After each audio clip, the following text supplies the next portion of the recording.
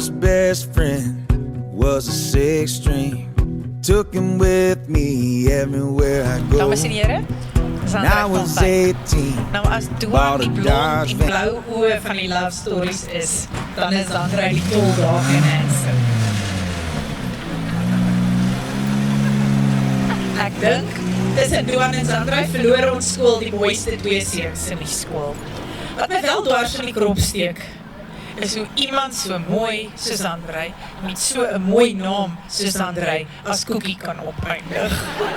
Maar vanaand is jy nie Koekie nie, jy is verseker Sandrei van Wyk. Ons ken Sandrei as die voorbeeldige seun, ons onderhoof seun, ons jeugskou kaptein, iemand wat homself bekwaam as rugby skeieregter, 'n groot rugby speler, 'n seun wat hom nie laat onderkry deur sy omstandighede nie.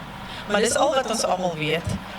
Ek wil net vir die personeel sê, daai dag wat hulle bokmelk in ons tee gegooi het, was dit Sandrei se bok wat gemelk is, die laaste kuier wat hulle saam met meneer Freddy gehad het. Dames en here, Sandrei van Wyk en metgesel.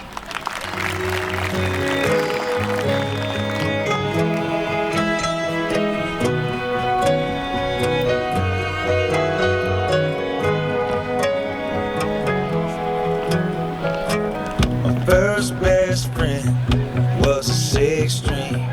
Took him with me everywhere I go. When I was 18, bought a Dodge van, found a drummer and made the road my home. Ooh, I wouldn't change a thing. It made the